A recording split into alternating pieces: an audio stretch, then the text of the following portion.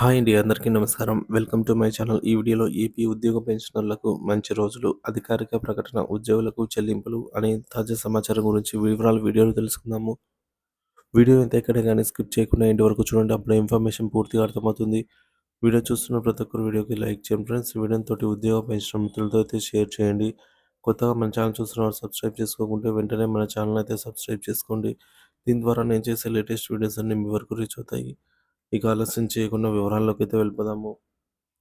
ఆంధ్రప్రదేశ్ ప్రభుత్వ ఉద్యోగులు మరియు పెన్షనర్లకి శుభవార్త. ఆంధ్రప్రదేశ్ రాష్ట్ర ప్రభుత్వ ఉద్యోగులు మరియు పెన్షనర్లకు ప్రభుత్వం వరుస శుభవార్తలు అందజేస్తోంది. ఉద్యోగుల జీతాలు, పెన్షనర్లకు సంబంధించి పెన్షన్ చెల్లింపుల సంబంధించి ప్రభుత్వం తీసుకుంటున్న చర్యలు సత్ఫలితాలను ఇస్తున్నాయి. తాజాగా ఉద్యోగుల ఆరోగ్య భద్రతకు సంబంధించి కీలక ప్రకటన వెలువడింది. ఆ వివరాలను వీడియోలో పూర్తిగా తెలుసుకుందాము. ఆర్టీసీ ఉద్యోగులకు ఈహెచ్ఎస్ వర్తింపు. ముఖ్యంగా ఆంధ్రప్రదేశ్ రోడ్డు రవాణా సంస్థ ఆర్టీసీ ఉద్యోగులకు ప్రభుత్వం ఒక శుభవార్తను అందించింది. ఆర్టీసీలో పనిచేసి పదవీ విరమణ చేసిన ఉద్యోగులందరికీ ఇకపై ఉద్యోగుల ఆరోగ్య పథకం అయినటువంటి ఈహెచ్ఎస్ స్కీమ్ వర్తింపజేస్తూ ప్రభుత్వం ఉత్తర్వులు జారీ చేసింది. గతంలో ఆర్టీసీ ఉద్యోగులు పదవీ విరమణ చేసిన తర్వాత రిటైర్ ఎంప్లాయీస్ మెడికల్ ఫెసిలిటీ ఆర్ఈఎంఎఫ్ ద్వారా వైద్య సదుపాయాన్ని పొందేవారు. దీనికోసం ఉద్యోగులు పదవీ విరమణ చేసే సమయంలో కొంత మొత్తాన్ని చెల్లించేవారు. అయితే 2020 జనవరి 1 నుంచి ఆర్టీసీని ప్రభుత్వంలో విలీనం చేసిన తర్వాత ఆర్టీసీ ఉద్యోగులకు, ప్రభుత్వ ఉద్యోగులకు వర్తించే నిబంధనలు అమల్లోకి వచ్చాయి.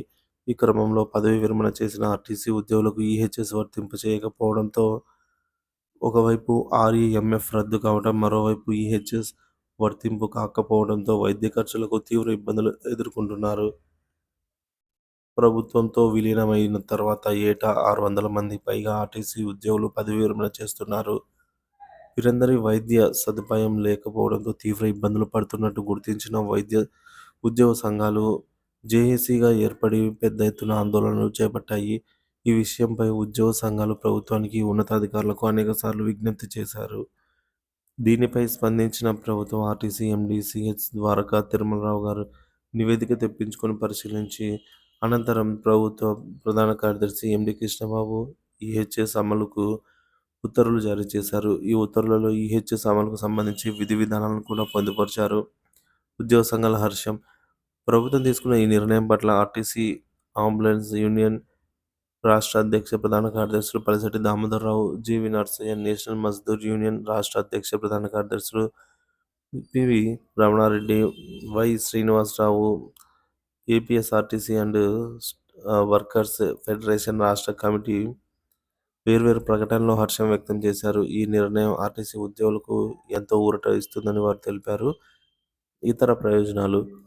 ఇటీవల ఆర్టీసీ ఉద్యోగులకు ఈహెచ్ఎస్ వర్తింపజేస్తూ ఉత్తర్వులు వెలువడటమే కాకుండా త్వరలోనే ఉద్యోగ పెన్షన్లకు సంబంధించి పెండింగ్లో ఉన్న డిఏ బకాయిలు కూడా క్లియర్ చేస్తారని, 30% మేర ఐఆర్ ప్రకటించే అవకాశం ఉందని ఉద్యోగ వర్గాలు భావిస్తున్నాయి.